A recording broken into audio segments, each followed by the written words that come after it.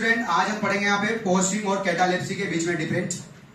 दोनों के अंदर क्या होता है कि इंसान एक जैसा पोस्चर लंबे समय तक मेंटेन करता है, लेकिन जो पोस्चरिंग है वो आपका एक्टिव फिनोमेना है। एक्टिव फिनोमेना का मतलब मरीज आपका खुद से एक जैसा पोस्चर मेंटेन करता है, और जो कैटालेप्सी है वो आपका पैसिव फिनोमेना है। इसका मतलब एग्जामिनर के द्वारा दिए हुए पोस्चर को मरीज आपका लंबे समय तक मेंटेन करता है।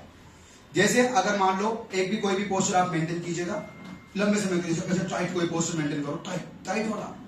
जैसे मान लो कोई मरीज आपका ऐसे खड़ा हुआ है काफी लंबे समय तक, हालांकि उसकी बैक पेन हो रही है, उसके बावजूद भी मरीज आपका लंबे समय तक ऐसा पोस्चर मेंटेन किया हुआ है, किसी ने कोई एक्सटर्नल स्टिमुलाई नहीं दिया, तो इसे अपन क्या कहेंगे? This is called the posturing. इसे अपन क्या कहेंगे बेटा? पोस्चरिंग। अब अगर मान लो इस मरीज को मुझे क्या करना है बेटा, आपका बीपी चेक करना था, तो बीपी चेक करने के लिए मुझे थोड़े हाथ को मूवमेंट करवाना पड़ेगा।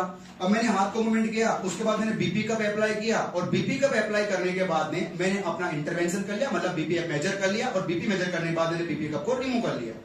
अब बीपी कप को रिमूव करने के बाद अगर मरीज हाथ को इसी प्रकार से, ध्यान सुनना बेटा, इसी प्रकार से लंबे समय तक मेंटेन करके रखता है, अब ये बेटा घंटों तक ऐसे हाथ रखेगा, ऐसे बस मुकेम्बो कुसुमा, इसी प्रकार से हाथ को अगर लंबे समय तक मेंटेन करके रखेगा, आप समझो बेटा, अगर हाथ को लंबे समय तक ऐसे मेंटेन करके, दर्द होगा मरीज को, उसके बावजूद बेटा ऐसे मेंटेन करके रखेगा।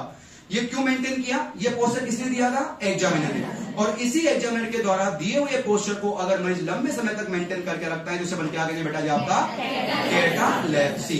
तो सब दोनों में सेम पोस्चर होता है, लेकिन अगर एक्टिव फिनोमेना होगा तो क्या कहलाएगा? पोस्चरिंग, और अगर पैसिव फिनोमेना होगा तो क्या कहलाएगा? Catalepsy. Thank you so much.